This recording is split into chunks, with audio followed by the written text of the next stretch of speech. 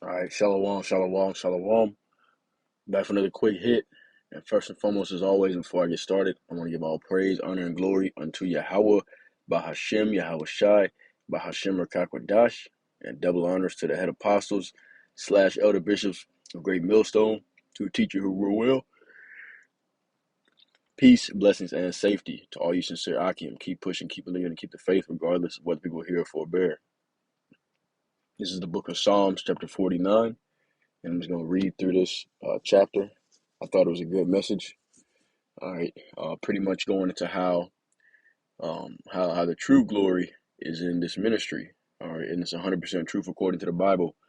Okay, not in the wealth, because right now we see the people of the earth, the wicked of the earth, they're ruling, they're in power. All right, and they have the wealth. The earthly wealth, the earthly riches. All right, but our riches are treasures stored up in heaven. Okay, and not only that, but even then, all the earthly wealth and possessions are going to be transferred to the Lord's people in these coming days, in these end times. All right, after the great tribulation, after the Lord returns and gives us those new bodies, we're to come back down off the chariots and rule over the earth. All right, but I just wanted to read this.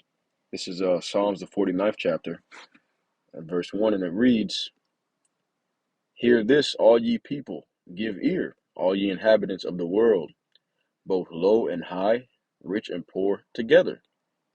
My mouth shall speak of wisdom, and the meditation of my heart shall be of understanding. I will incline mine ear to a parable. I will open my dark saying upon the harp. Wherefore should I fear in the days of evil, when the iniquity of my heels shall compass me about?" And then what I'm going to do, I'm going to get that in the blue letter.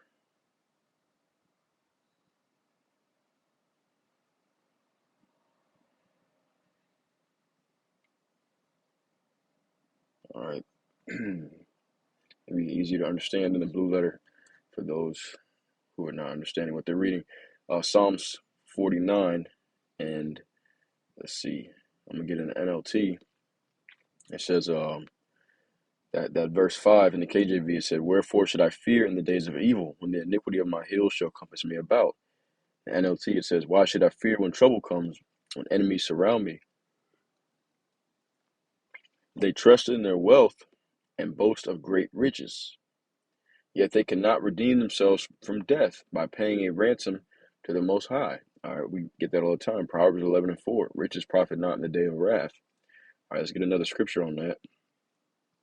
In the book of Zephaniah, chapter 1, all the way down at the bottom. Okay, it says, verse 18, "Neither their silver nor their gold shall be able to deliver them in the day of the Lord's wrath, but the whole land shall be devoured by the fire of his jealousy, for he shall make even a speedy riddance of them that dwell in the land." All right, so you got these different elites creating underground bunkers and all that kind of stuff, but none of that is going to save them. All right, they may escape the initial destruction. All right, but of course, the wrath of the Lord is going to catch up to them. They're going to be caught, hunted down, caught, and put into captivity.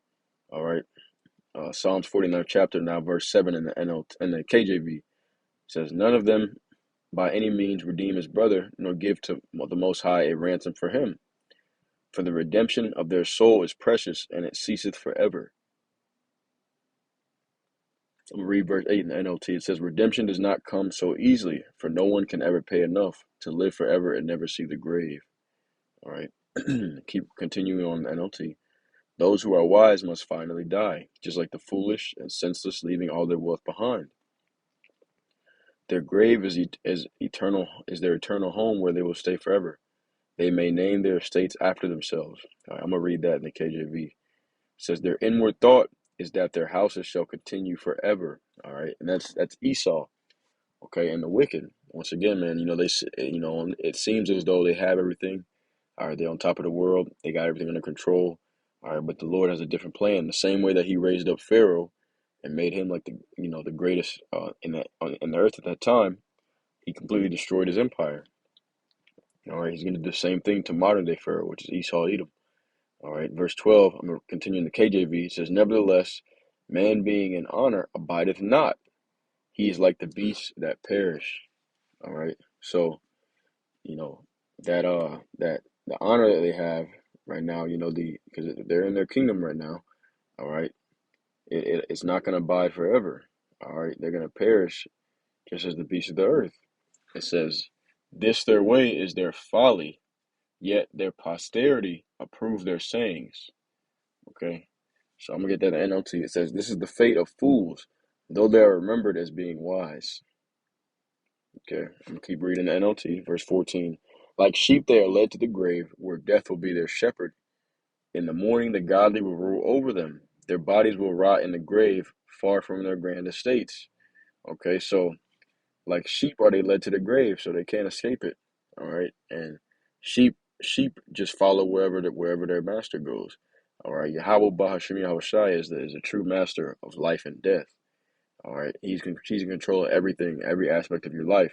All right. So like sheep, are they going to be led to the grave? All right. And death, it says where death will be their shepherd. In the morning, the godly will rule over them. All right. So after all this darkness is past and the light has came back onto the earth, all right, that is when the children of Israel will rule over them, the godly. All right. The elect of the nation of Israel, which consists of you so-called Negroes, Latinos, and Native American Indians.